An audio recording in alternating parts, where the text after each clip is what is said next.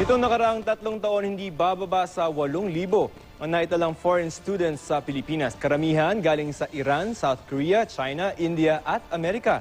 Ayon po yan sa datos ng Commission on Higher Education o CHED. Kaya naman, ang Pilipinas may ituturing na raw na education center sa Asia. Live mula sa Quezon City, may report si Mav Gonzalez. Mav. Joseph, taon-taon nga patuloy na dumarami ang foreign students natin dito sa Pilipinas. Kung bakit, alamin natin sa report na ito.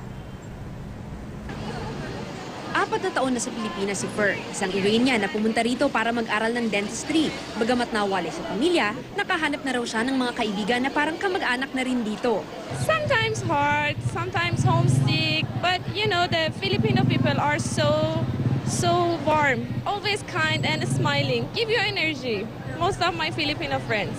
Si John, irerekomenda raw sa mga klase niya sa Amerika na mag-aral din dito. I've been traveling to the Philippines quite frequently since 2009, but I wanted to go to university here. So I'm actually the first one from my university to come here and study in the Philippines. So we want to encourage people to come here and experience education as well as the culture.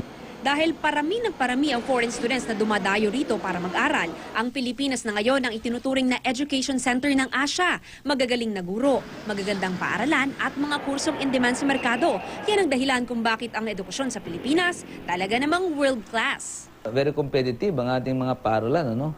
Kasi yun na nga, maganda naman ang quality, no? Marami tayong magagandang paaralan na mataas ang kalidad at pwedeng mag-compete sa ibang bansa. Isa na tayo siguro sa pinakamura ang tuition fee.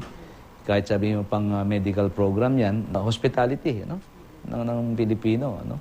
At home sila rito, okay ang pagkain. Pangatlo ang Pilipinas sa pinakamaraming English speaker sa mundo. Kaya madali rin mag-aral at makihalubilo para sa mga estudyanteng galing sa ibang bansa. Ayon sa datos ng Commission on Higher Education para sa school year 2012 to 2013, pinakamarami ang foreign students galing Iran, Korea, China, India at Amerika. Karamihan sa kanila ang kumukuha ng medical at maritime courses. Sa huling 3 taon, di bababa sa 8,000 ang foreign students natin at patuloy pang tumataas ang bilang ng mga estudyanteng nag-e-enroll dito mula sa iba't ibang bansa. Ngayong school year, nasa 8,000 hanggang 10,000 ang foreign students natin sa kolehiyo pa lamang at inaasahan na madadagdagan pa yan sa susunod na taon pag nag-academic calendar shift ang ilang universidad. Bukod kasi sa dekalidad na edukasyon, home away from home din daw para sa kanila ang Pilipinas. Pero di lang edukasyon ang gusto ng foreign students dito sa Pilipinas. Actually, the adobo, inasal, everything is nice. I like also the people. The people kind here and they are helping us. It's okay. I like here. I like beaches here. Boracay, Bohol. I want to, yeah, also Cebu. I like for touristy places also. It's good. Pati ang mga Pinoy na nakapag-aral sa ibang bansa, sinasabing mas matrabaho at mahirap mag-aral dito sa Pilipinas. Mas maraming content ang dinadaanan ng Philippine education. Kaya mas mahirap para sa akin ang pag-aaral dito. Dahil nga dun sa maraming content na binibigay sa atin, nagiging mas trained, mas technically proficient.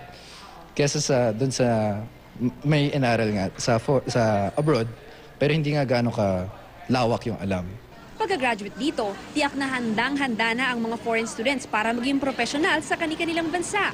Pero ang ilan, nananatili na para magtrabaho at magpamilya rito. Dahil sabi nga nila, it's more fun in the Philippines. Joseph, sabi nga ng mga foreign students na nakausap ko, hindi lamang yung edukasyon ang gusto nila dito sa Pilipinas. Para rin kasi silang nagbabakasyon sa dami ng tourist destinations and at the same time, isa raw itong home away from home dahil naman sa hospitality ng mga Pilipino. Joseph?